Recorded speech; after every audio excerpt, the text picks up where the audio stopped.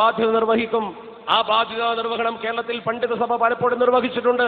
അതിനെ ഇടപെടലായി ചിത്രീകരിച്ചാലും എന്താണെങ്കിലും ശരി, മതത്തിനെതിരുള്ള വിഷയം വരുമ്പോൾ സമത്വ കേരള ജംഇയ്യത്തുലമയെ പോലുള്ള ഉത്തരവാദപ്പെട്ട പ്രസ്ഥാനങ്ങൾ സമൂഹത്തിന് മുമ്പിൽ പറയും. പക്ഷേ രാഷ്ട്രീയ രംഗത്ത് പ്രവർത്തിക്കുന്നവർ, പ്രത്യേകിച്ച് നിരീശ്വര നിർമ്മിത പ്രസ്ഥാനത്തിൽ വിശ്വസിക്കുന്ന ആളുകൾ, മതം രാഷ്ട്രീയത്തിൽ ഇടപെടരുത് എന്ന് പറയുമ്പോൾ അതിന്റെ മറ്റൊരു സന്ദേശം എന്താണ്? അതിന്റെ മറുവശത്തുള്ള സന്ദേശം, മതം പിന്നെ നിരീശ്വരവാദികൾ കൈകാര്യം, രാഷ്ട്രീയം പിന്നെ നിരീശ്വരവാദികൾ കൈകാര്യം ചെയ്യേണ്ടതാണോ? മതമില്ലാത്തവർ കൈകാര്യം ചെയ്യേണ്ടതാണോ? അത് അങ്ങനെയല്ലല്ലോ. മഹത്തായ മതം എന്ന് പറയുന്ന ഈ പ്രത്യയശാസ്ത്രം അംഗീകരിക്കുന്ന ആളുകൾ അവരുടെ ദിശാബോധം അനുസരിച്ചുകൊണ്ട് ഈ സമൂഹത്തെ അവർ മുന്നോട്ട് കൊണ്ടുപോകുമ്പോൾ അവിടെ രാഷ്ട്രീയ കാഴ്ചപ്പാടുകൾ അവർ പ്രകടിപ്പിക്കും. അത് സ്വാഭാവികമല്ലേ? ഇവിടെ രാഷ്ട്രീയത്തിൽ ഇടപെടുന്ന എത്രയോ മതസംഘടനകളുണ്ടല്ലോ. ഇന്ന് മാറി ചിന്തിച്ച ആൾ സ്ഥാനാർത്ഥികളെ നിർത്തുവാനും മത്സരിപ്പിക്കുവാനുമുള്ള സജീവ രാഷ്ട്രീയ പ്രവർത്തനം നടത്തിയതുപോലെ ഒരിക്കലും സമത്വ കേരള ജംഇയ്യത്തുലമ ചെയ്തിട്ടില്ല. സമത്വ സംഘടനാപരമായി രാഷ്ട്രീയ മുഖം പ്രകടിപ്പിച്ചിട്ടില്ല. അതേസമയത്ത് വ്യക്തികൾക്ക് രാഷ്ട്രീയമുണ്ടാകാം, ആ വ്യക്തികൾ രാഷ്ട്രീയം പ്രവർത്തിച്ചിട്ടുമുണ്ടാകാം. അത് സമത്വ കേരള ജംഇയ്യത്തുലമ അനുവദിച്ചു കൊടുത്ത സമത്വയുടെ നയമാണ്. ആ നയത്തിൽ നിന്നും സമത്വ കേരള ജംഇയ്യത്തുലമ പുറകോട്ട് പോയിട്ടില്ലല്ലോ. പക്ഷേ ഒരു രാഷ്ട്രീയ നേതാവ് എന്ന രീതിയിൽ മതപണ്ഡിതന്മാരുടെ മുഖത്ത് നോക്കി അള്ളാഹുവിന്റെ പരിശുദ്ധ ഹബീബിന്റെ ആവശ്യങ്ങളെയൊക്കെ ബോഡി വേസ്റ്റ് എന്ന് പറയിക്കുന്നൊരവസ്ഥ അതുണ്ടാക്കിയതിൽ, ആ രാഷ്ട്രീയ നേതാവിന് ബോധ്യമുണ്ടാക്കിയതിൽ സത്യത്തിൽ കക്ഷി സമത്തിൽ നിന്ന് മാറിപ്പോയ വ്യക്തിയാണ്. അയാളുടെ കയ്യിൽ ഒരു മുടിയുണ്ടെന്ന് പറയുന്നു. ആ മുടി ശരിക്കും നമുക്കറിയാം ബോംബെയിൽ നിന്ന് കൊണ്ടുവന്നതാ. ആ മുടി കത്തിച്ചു കൊടുക്കുവാൻ അദ്ദേഹത്തിന് ധൈര്യമുണ്ടായില്ല. അവരുടെ തന്നെ പ്രസിദ്ധീകരണങ്ങൾ പരസ്യമായി എഴുതി, വ്യക്തമായി ചരിത്രം വെച്ചുകൊണ്ട് എഴുതി. ഔറംഗസീബിന്റെ കാലഘട്ടത്തിലെ ചരിത്രം ഉദ്ധരിച്ചുകൊണ്ട് ബാൽ മസ്ജിദിൽ അള്ളാഹുവിന്റെ പരിശുദ്ധ ഹബീബിന്റെ ഷഹറെ മുബാറക്ക് കൊണ്ടുപോയി വെക്കുന്നതിന് വേണ്ടിയുള്ള ആ കാലഘട്ടത്തിലെ ചരിത്രം ഉദ്ധരിച്ചുകൊണ്ട് അവർ തന്നെ പ്രസിദ്ധീകരണത്തിൽ എഴുതി. അതിന്മേൽ മധുരം പുരട്ടിക്കൊണ്ട് വെച്ച് നോക്കി, അതിന്മേൽ ഉറുമ്പുകൾ അരിച്ചില്ല. നിഴല് നോക്കി, ഒരിക്കലും അതിന് നിഴലുണ്ടായില്ല. മൂന്നാമത്തെ പരീക്ഷണം കത്തിച്ചു നോക്കി, കത്തിയില്ല. അത് ഷഹറെ മുബാറക്ക് തന്നെയാണെന്ന് ബോധ്യപ്പെട്ടു എന്ന് അവരെഴുതി. പക്ഷേ ഇവരുടെ കയ്യിലുള്ള മുടി കത്തിക്കാൻ സമത്വ കേരള ജംഇയ്യത്തുലമയുടെ ജനറൽ സെക്രട്ടറി പറഞ്ഞപ്പോ ഇവർ പറഞ്ഞു കത്തിക്കാൻ പറ്റില്ല. അങ്ങനെ ഒരു പരിസരത്തിന് തയ്യാറല്ല. എന്തുകൊണ്ട് തയ്യാറല്ല? കത്തിച്ചാൽ കത്തുമെന്നത് കൊണ്ട് തന്നെ.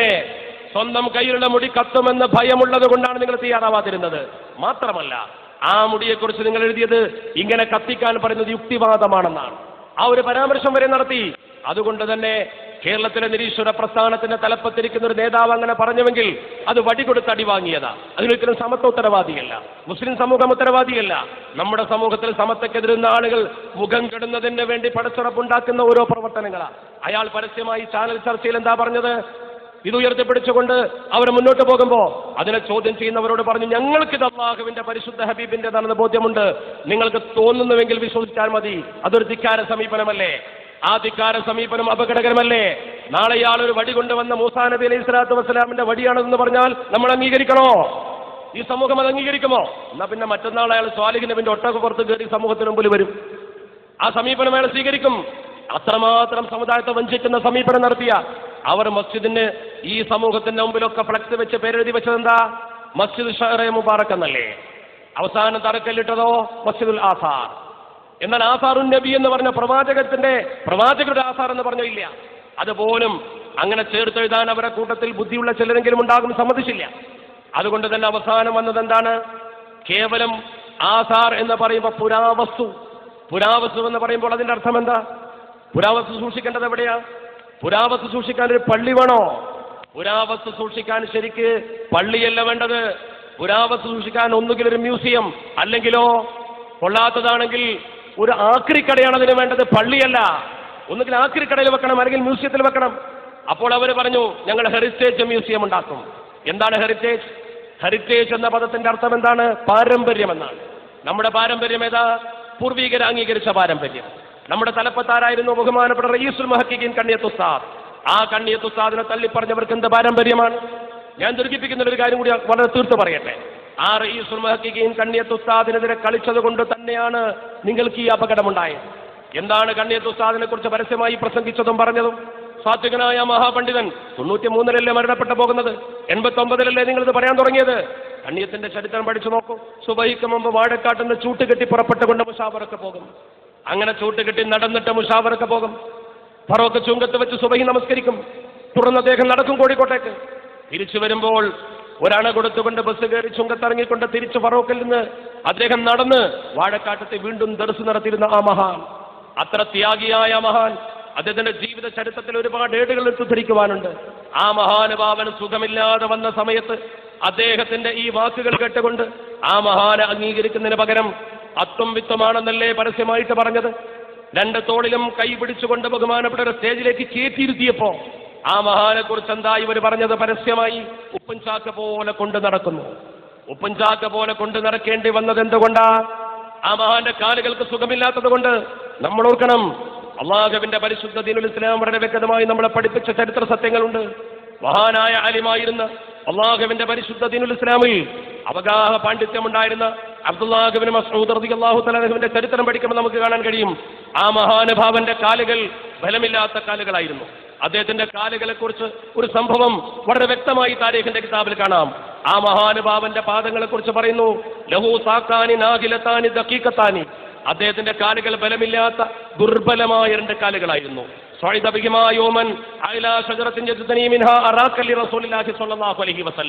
അള്ളാഹുവിന്റെ പരിശുദ്ധ പ്രവാചകർക്ക് ഒരു അറാഖ് ഒടിച്ചു കൊടുക്കുന്നതിന് വേണ്ടി ഈ കാലുകൾ കൊണ്ട് അദ്ദേഹം മരത്തിന്റെ മുകളിൽ കയറിയ രംഗം ചരിത്രകാരന്മാർ ഉദ്ധരിക്കുന്നു. ആ കാലുകളുടെ ബലക്കുറവ് സ്വഹാബത്ത് വ്യക്തമായി ദർശിച്ചു.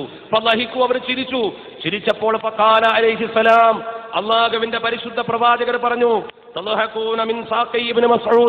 ഇബ്നു മസ്ഊദിന്റെ കാലിന്റെ അവസ്ഥ കണ്ടിട്ടാണോ നിങ്ങൾ ചിരിക്കുന്നത്? കാല് ശരിക്ക് വെക്കാൻ കഴിയാത്ത ആള് മരത്തിന്മേൽ കയറിക്കൊണ്ട് ചെയ്യുന്ന പ്രവർത്തനം കണ്ടപ്പോ ചിരിച്ചവരോട് പറഞ്ഞു, ഇബ്നു മസ്ഊദിന്റെ ആ കാലുകൾ കണ്ടിട്ടാണോ നിങ്ങൾ ചിരിക്കുന്നത്? എന്നാൽ ചിരിക്കണ്ട. ലഹുമാ അഫ്ളു ഫിൽ മീസാനി ഇൻദല്ലാഹി മിൻ ജബലി ഉഹദിൻ. ഉഹദ് മലയേക്കാൾ ആ കാലുകൾക്ക് അല്ലാഹു സുബ്ഹാനഹു വ തആല മീസാനിൽ ഘനം കൊടുക്കും, മീസാനിൽ അതൊരു ഭാരം കൊടുക്കുമെന്ന് പറഞ്ഞ് പഠിപ്പിച്ചു. അള്ളാഹുവിന്റെ പരിശുദ്ധ ഹബീബ് അഷ്റഫുൽ ഖൽഖ് മുഹമ്മദ് മുസ്തഫ സ്വല്ലല്ലാഹു അലൈഹി വസല്ലമ തങ്ങൾ കണ്ണിയത്തിന്റെ കാലതുപോലത്തെ കാല, സമത്വക്ക് വേണ്ടി നടന്ന കാലുകൾ. ആരോരുമില്ലാത്ത കാലഘട്ടത്തിൽ ഈ പ്രസ്ഥാനത്തിന്റെ കൊടിയുയർത്തിപ്പിടിച്ചുകൊണ്ട് വരക്കൽ തങ്ങൾ ഏൽപ്പിച്ച ദൗത്യം ഈ സമൂഹത്തിൽ 93 വരെ നിർവഹിച്ച് ഗ്രാമാന്തരങ്ങളിൽ വന്നുകൊണ്ട് ദുആ ചെയ്ത് ജനസമൂഹത്തിന് മുമ്പിൽ ഒരു തുല്യനെ പോലെ ജീവിച്ചുകൊണ്ട് ഈ സമൂഹത്തിന് മാതൃക കാണിച്ച റഈസുൽ മുഹഖിഖീൻ, ആ റഈസുൽ മുഹഖിഖീൻ അത്വം വിത്വമാണെന്ന് പറഞ്ഞവർ ഇന്ന് മുഖം കെട്ട് മുഖം കരിവാളിച്ച് നിൽക്കേണ്ട ഗതിയിലെത്തിപ്പെട്ടിരിക്കുന്നു എന്നത് ഒരു ചരിത്രത്തിന്റെ നിയോഗമാണ്.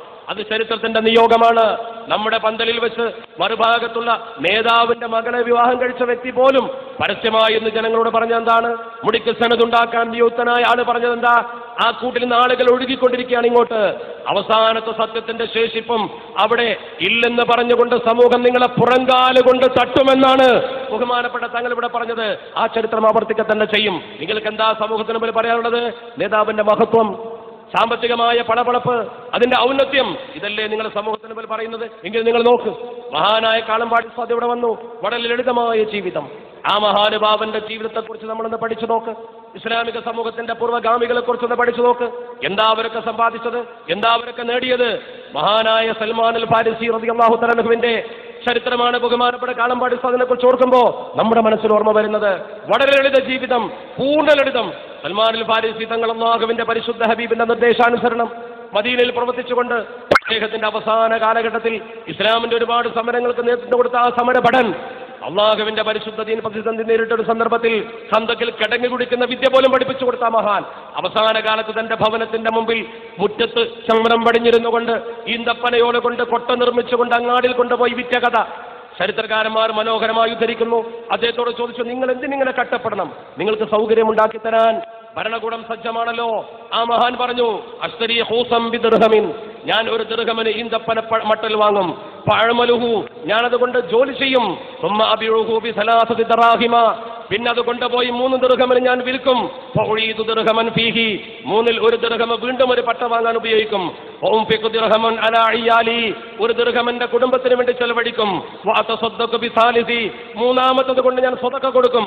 വലൗ അന്ന ഉമർ ഇബ്നുൽ ഖത്താബ് നഹാനി അൻ ദാലിക, ഉമർ തങ്ങൾ എന്നെ ഈ പണി ചെയ്യണ്ട എന്ന് പറഞ്ഞ് തടഞ്ഞില്ലായിരുന്നുവെങ്കിൽ മൻതഹൈതു, ഞാൻ ഈ പണി നിർത്തുമായിരുന്നില്ല.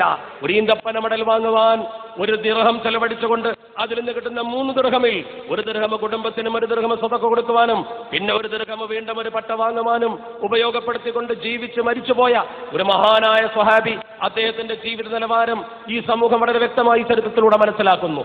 എന്നിട്ട് സമസ്ത കേരള ജംഇയ്യത്തുലമയുടെ മഹാനായ പ്രസിഡന്റിനെ കുറിച്ച് അദ്ദേഹത്തിന്റെ വീട്ടിലേക്ക് വഴിയുണ്ടോ എന്ന് വരെ ചോദിക്കുന്ന ആളുകൾ, അദ്ദേഹത്തിന് ഭൗതിക സൗകര്യമുണ്ടോ എന്ന് ചോദിക്കുന്ന ആളുകൾ, അവരോട് സ്വാഗത പ്രസംഗത്തിന് നേരത്തെ ബാബു സിലാ സൂചിപ്പിച്ച ഒരു കാര്യമാണ് ഞാൻ ആവർത്തിച്ച് ചോദിക്കുന്നത്. പണ്ഡിതന്മാരോട് മത്സരിക്കാൻ, ആ മഹാന്മാരായ പണ്ഡിതന്മാരോട് ചെറുശ്ശേരി ഉസ്താദിനെ പോലുള്ള കാളമ്പാടി ഉസ്താദിനെ പോലുള്ള മഹാന്മാരായ പണ്ഡിതന്മാരോട് പാണ്ഡിത്യത്തിൽ മത്സരിക്കാൻ കേരളത്തിൽ ആര് മറ്റെവിടെയുണ്ടെന്നാണ് ഈ സമൂഹം ചോദിക്കുന്നത്. അത്ര വലിയ പണ്ഡിത പ്രതിഭകളാ സമത്വക്കൊപ്പമുള്ളത്. 40 ആലിമീങ്ങളിൽ പ്രമുഖരായ ആളുകൾ മുഴുവൻ ഇവിടെ ഇരുന്നു. മഹാന്മാരായ പണ്ഡിതന്മാരൊക്കെ ഇവിടെ ഉണ്ടായിരുന്നു. ആ മഹാന്മാരായ പണ്ഡിതന്മാർ നയിക്കുന്ന കേരളീയ മുസ്ലിങ്ങളുടെ കാവൽ ഭടന്മാർ ഇന്നും നമ്മുടെ മുമ്പിൽ സുസജ്ജരായി ഉണ്ട് എന്ന് 40 അംഗ മുഷാവറയിലെ മെമ്പർമാരെയും പ്രമുഖരെയും ഒക്കെ ഈ സമൂഹത്തിന് സമർപ്പണം ചെയ്തുകൊണ്ടാണ് ഈ സമ്മേളനം നിങ്ങൾക്ക് ആത്മധൈര്യം പകരുന്നത്. നിങ്ങൾ ആരെയും ഭയപ്പെടേണ്ടതില്ല, നമ്മൾ ആരെയും ഭയപ്പെടേണ്ടതില്ല. നമ്മളെ മഹല്ല് കയ്യേറാൻ ഒരു ബിദ്അത്തുകാരനെയും നമ്മൾ അനുവദിച്ചു കൊടുത്തുകൂടാ. നമ്മുടെ മഹല്ല് കയ്യേറാൻ ഒരു വ്യാജ പ്രചരണക്കാരെയും നമ്മൾ അനുവദിച്ചു കൊടുത്തുകൂടാ. പാണക്കാട് സയ്യിദ് കുടുംബത്തിന്റെ നേതൃത്വം സമത്വക്കൊപ്പമാണെങ്കിൽ തങ്ങളൊരു കാര്യം കൂടി പറഞ്ഞു. മഹാനായ പൂക്കോയ തങ്ങൾ, അതുപോലെ തന്നെ പാണക്കാട് കുടുംബം ഈ പാരമ്പര്യം ഉയർത്തിപ്പിടിക്കുമ്പോൾ ഹൈദരലി ശിഹാബ് തങ്ങൾ പറഞ്ഞ വാക്ക് നിങ്ങൾ ശ്രദ്ധിച്ചുവോ? ഇത് ബാഫഖി തങ്ങളുടെ കാലത്തെ പാരമ്പര്യമാണ്. മഹാനായ സയ്യിദ് തടിമാൻ ബാഫഖി തങ്ങളുടെ കാലത്തെ പാരമ്പര്യമാണ്. ആ പാരമ്പര്യത്തിന്റെ കണ്ണികൾ പാണക്കാട് കുടുംബവും സമത്വയും കൈകോട്ട് പിടിച്ചു നിൽക്കുമ്പോൾ അത് രണ്ടും രണ്ടല്ല. ആ സയ്യിദന്മാരുടെ നേതൃത്വം സമത്വക്കൊണ്ട് സമത്വ കേരള ജംഇയ്യത്തുലമയുടെ ആ പ്രവർത്തനങ്ങൾക്ക് അവരുടെ കരുത്തുണ്ട്. ആ കരുത്ത് കേരളീയ ജനത കാണുന്ന കാലത്തോളം ഈ സംഘശക്തിയെ ഒരു പോറലേൽപ്പിച്ചുകൊണ്ട് സമൂഹത്തെ മധ്യത്തിൽ തകർക്കാനോ അവഹേളിക്കുവാനോ ഒരു ദുഷ്ടഗതികളെയും ഈ സമുദായം അനുവദിച്ചു കൊടുക്കുന്ന പ്രശ്നമേയില്ല എന്ന് ഈ പാതിരാവിൽ ഈ സാഗരം ഉച്ചൈസ്തരം പ്രഖ്യാപിക്കുകയാണ്. ഈ നഗരിൽ എത്തിച്ചേരാൻ കഴിയാത്ത എത്രയോ പരശതം ആളുകൾ ധാരാളമായി ഫോൺ ചെയ്തുകൊണ്ടിരിക്കുന്നു, മെസ്സേജ് അയച്ചുകൊണ്ടിരിക്കുന്നു, ലൈവായി വിദേശ രാജ്യങ്ങളിൽ പലരും ഇത് കണ്ടുകൊണ്ടിരിക്കുന്നു.